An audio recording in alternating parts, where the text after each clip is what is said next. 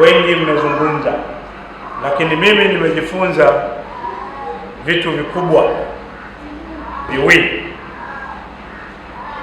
Moja, leo tumepata elimu. Elimu imetoka kwa makundi ya wazungumzaji watatu. Paralegal wamezungumza kwa maana ya msaada wa kisheria, kuendelea kugusa makundi ya watu mlioko hapa.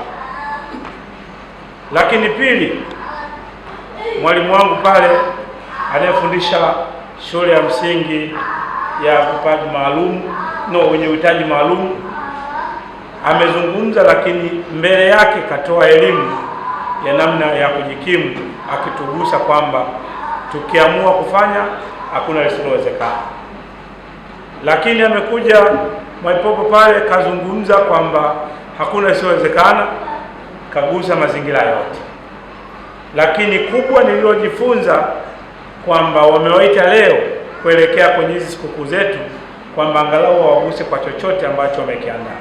Hongereni sana. Taasisi hizi ziko nyingi, lakini mkiangalia malengo yake na hiki kinachofanyika leo ni zaidi ya malengo yale ambayo yamekusudiwa na taasisi hii. Kama wanakwenda zaidi ya malengo yao, ujue kwamba viongozi wao wanaguswa na maisha ambayo sisi tunaishi nayo. Mimi ni Mkristo. Ukisoma katika vitabu, ukisoma Isaya 40, anasema atamtia nguvu yule azimiaye, lakini atamwongezea nguvu yeye mwenye uhitaji. Kwa hiyo sisi wenye uhitaji tulioko hapa tuko na Mungu na ataendelea kututia nguvu na kutuongezea uwezo. Kwa hiyo tuendelee kuishi tukiamini sisi hatuko peke yetu, tuko na Mwenyezi Mungu ambaye wakati wote anatutia nguvu. Katika mkusanyiko wa leo, tuendelee wote kujifunza kwanza kuwa na hali ya kutoa. Kutoa si uwezo, bali ni hali ya mtu kuguswa na kuona nifanye hiki. Leo ile macho wametugusa. Wakati naangalia watu wote hapa, bahati nzuri nimemwona na dadangu, jirani yangu, nyumba yangu na ya kwake, yaani tuko pamoja, ambaye huwa mambo yake na ya kwangu yako always pamoja. Leo nimemwona hapa, ile macho mmenigusa mimi kwa sababu mmegusa nyumbani kwangu. Na yasema haya kwa maana kwamba hawajabagua, wamekwenda hadi kwenda Kitunda, wamegusa Temeke yetu, lakini wamegusa makundi mbalimbali. Mimi niendelee kuatia moyo ile macho, huu uwe mwanzo mzuri. Tunapokwenda mbele, tufanye jambo kubwa la kugusa wanatemeke hawa. Na mimi kama diwani wenu kwenye manispaa hii ya Temeke, nitaendelea kusisitiza kwenye vikao vinavyogusa maisha ya watu wenye uhitaji, ili tuendelee kuwasogelea na kuwagusa kwa karibu zaidi.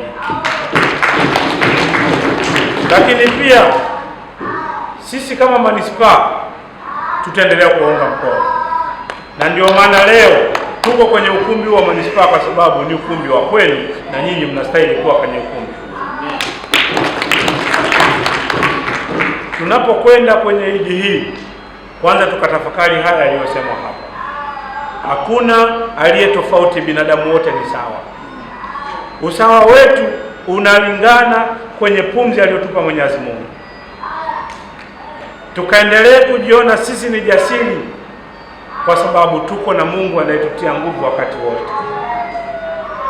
Anasema katika maisha ya binadamu hakuna aijuaye kesho yake. Kwa hiyo hata Mungu anasema leo ndiyo siku muhimu, kwa sababu wewe unalo la kusema na unayo pumzi ambayo inakutia uwezo wa kufanya jambo lolote. Tuendelee kuungana, tuendelee kushirikiana ili tuweze kugusa katika mazingira ambayo yanatugusa. Mimi kama mgeni wenu leo nimefarijika sana. Kile ambacho kidogo kimeandaliwa na Lemacho tukakipokee na kukithamini, lakini tukakiombee kwa Mungu kiendelee kuwa na baraka kwenye maisha yetu.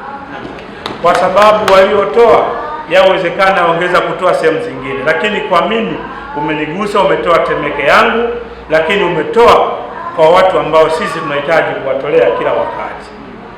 Leo nimekuwa sehemu ya mkusanyiko huu, naendelea, Mungu ataendelea kushusha baraka kati yetu.